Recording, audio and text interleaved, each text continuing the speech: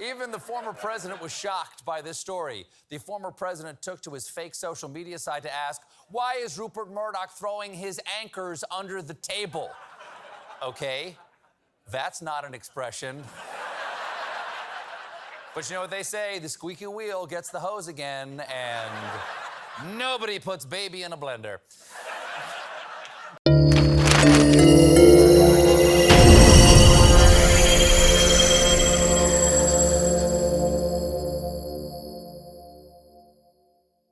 One of the most ignorantly misinterpreted laws on the books in the United States of America is the First Amendment. Freedom of speech. Freedom of speech is the right to speak, write, and share ideas and opinions without facing punishment from the government. It also prohibits Congress from passing legislation to curtail this freedom. Now, some categories like child porn and direct threats are completely unprotected by the First Amendment, but overall, the government can't punish you for saying whatever it is that you want to say. Key word in that sentence is the government. This is where the ignorance of comprehension shows itself. For instance, you can't be an employee of a company or a person and believe that the First Amendment offers you protection to say whatever it is that you believe or think without the possibility of being terminated. Now, granted, there are some unions or contracts that may protect workers in some instances, but the First Amendment ain't it. If you are relying on me to pay your salary, but think you can disrespect me, my family, or faith in public without consequence, I have a bridge to sell you, my guy. With all that being said, I transitioned to the almighty Fox News network, currently run by an oligarch by the name of Rupert Murdoch. He was recently compelled to sit for a deposition as part of a $1.6 billion defamation lawsuit by Dominion Voting Systems against Fox News. Under oath, he was willing to confess that quite a few of his anchors or hosts at Fox News knowingly endorsed election fraud lies that were perpetuated by the former White House occupant, 45. Now, these hosts include Sean Hannity, Jeanine Pirro, Lou Dobbs, and Maria Bartiromo. Now, on the surface, with no bias injected into the conversation, this is simply an admission of a conspiracy to deceive their viewing audience. The crazy thing to me is that this isn't the first time in court proceedings that the Fox network has admitted to intentionally making false claims. Better known as fake news, the infamous term used to deflect from the habitual lies of 45. Murdoch also included that he could have stopped his anchors from endorsing the lies, but it was a business decision not to do so. Saying, and I quote, "It's not red or blue, it's green," in reference to money as opposed to politics. They know that at their core audience, they truly want to believe the lies that they were being spread on Fox News. They've always been willing to cash checks on the saddles of biased beliefs and ignorance. Personally, I can't even blame them for it. We're living in a capitalist society where, in all honesty, most everything is about a dollar.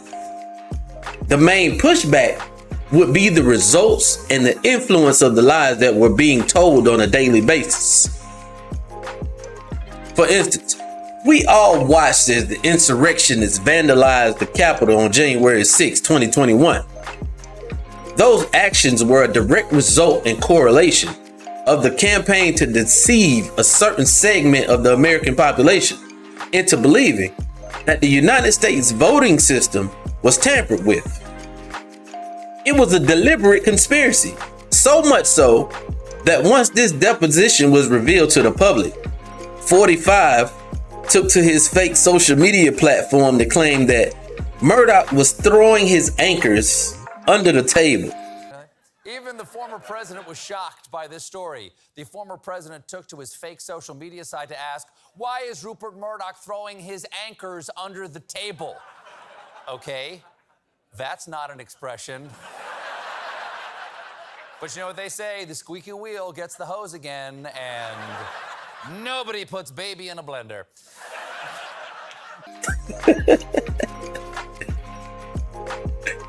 Oh, man. Now, anybody that took the moment to chuckle for a few minutes with me knows that 45 is a very ignorant human being, because that's not even the appropriate way to use that particular expression. It's called throwing them under the bus. But I digress. Since their conspiracy to perpetuate lies to their viewing audience, as of lately, Fox News hasn't mentioned the Dominion voting systems or the $1.6 billion lawsuit at all. Some of you have been asking why I'm not covering the Dominion voting machines lawsuit against Fox involving the unproven claims of election fraud in 2020, and it's absolutely a fair question. I believe I should be covering it. It's a major media story, given my role here at Fox. But the company has decided that as part of the organization being sued, I can't talk about it or write about it, at least for now. I strongly disagree with that decision, but as an employee, I have to abide by it. And if that changes, I'll let you know. Definitely a huge story, right? But if they touched it at all, they would have to admit to their viewing audience directly that they have been lying since the 2020 election and that they knew they were lying. Reasoning being is that texts have also emerged showing that the same anchors that have been lying this whole time were behind the scenes talking about how crazy and ignorant the lies that were being perpetuated. As of late, many people have been sentenced to prison time following the January 6th insurrection. There are continuous investigations and open cases involving the conspirators of these events, including the special counsel investigation into former White House occupant 45. I know that the First Amendment is supposed to protect you and your speech from the government. But if there is evidence that your speech was in furtherance of a deliberate conspiracy that led to an attempted overthrowing of the American government, then I believe that you should be charged just like everyone else that did the physical damage on January the 6th. I always said, look how easy it is that they use the RICO Act to get everybody involved in street crimes. It's only right that they apply that same standard to those who have been involved in treason as well. We'll see. Deuces. The Fox anchor then steps in as a conduit to take that information back to Trump family members. Quote, responding to the lawyer, Powell, that she shared this important info with Eric Trump. Man, if there's anyone in the Trump family who would be excited to hear that time travel is real, it would be Eric Trump. Thank you for sharing this important info, Maria. I will use it to travel back in time wearing a mask of my father's face to have a catch with my 7-year-old self. I think that will fix everything.